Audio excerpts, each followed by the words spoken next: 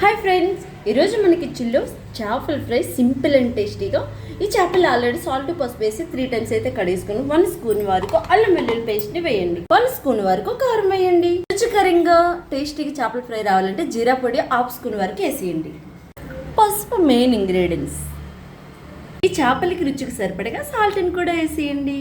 మనం వేసుకునే మసాలా అంతా మంచిగా ఈ చేపలకు పట్టేలాగా కలిపేయండి.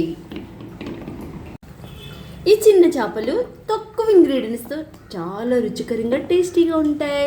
అరగంట సేపు పక్కన పెట్టుకోవాలి. స్టవ్ పైన బండ పెట్టుకున్నాము.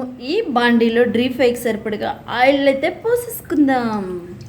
స్టవ్ పైన పెట్టుకున్న ఆయిల్ అయితే మంచిగా మరిగిపోయింది. మరిగిపోయిన వాటిలో ఒక్కొక్క చేప మాదిరిగా తీసుకుని ఇట్లా వేసుకోవడమే. చిన్న చేపలు అంటే ఆరోగ్యానికి చాలా చాలా మంచిది. ఎప్పుడైనా మీరు మార్కెట్కి వెళ్ళినప్పుడు ఇలా చిన్న చేపలు కొని తెచ్చుకోండి.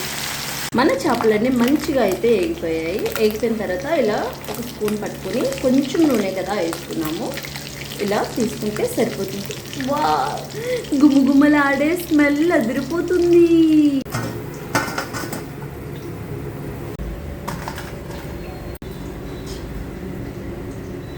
చిన్న చిన్న చేపలు ఆరోగ్యానికి చాలా మంచిది. చూసారా, చూస్తుంటేనే నోరు ఊరిపోతుంది కదా.